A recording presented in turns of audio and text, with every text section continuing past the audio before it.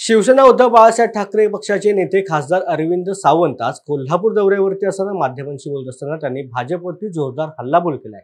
उपमुख्यमंत्री अजित पवारांवरती पंतप्रधान नरेंद्र मोदी यांनी सिंचन घोटाळ्याचा आरोप केला। आता हेच त्यांच्या जवळ गेले असून त्यांना अर्थमंत्री केलंय। त्यामुळे पंतप्रधान नरेंद्र मोदी यांनी केलेले आरोप खरे की खोटे खोटे होते हे आता सांगण्याची वेळ आली असल्याचं सावंत यांनी म्हटलेलं आहे।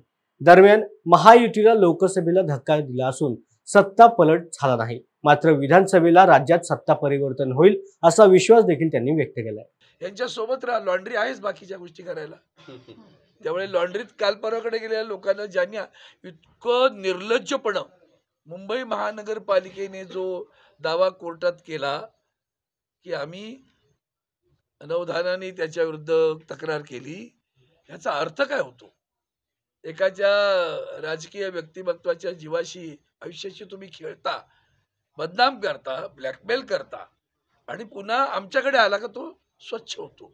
हे मी लोकसभेच्या आत्ताच्या अधिवेशनात सुद्धा बोललोय की देशाच्या पंतप्रधानांनी आरोप केले, सर्वसामान्य नाही कोणी केले।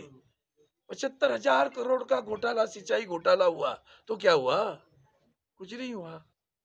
हमारे पास आ गए, झुमका गिरा, फिर क्या हुआ? फिर अजित पवार गिरा, हमारे पास आया, हमने स्वीकार कर लिया।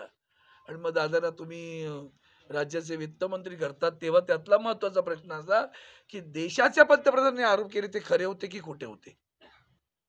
आणि जर खोटे आरोप देशाचे पंतप्रधान करत असेल त्यांचा अख्खा पक्ष या खोट्यारड्या आरोपांवर उभा आहे।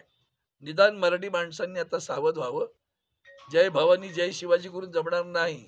खऱ्या अर्थानं छत्रपती शिवरायाचा विचार घ्या आणि महाराष्ट्र धर्म, महाराष्ट्राची अस्मिता कोल्हापूरला पण दाखवली पाहिजे अशी माझी अपेक्षा आहे। धन्यवाद।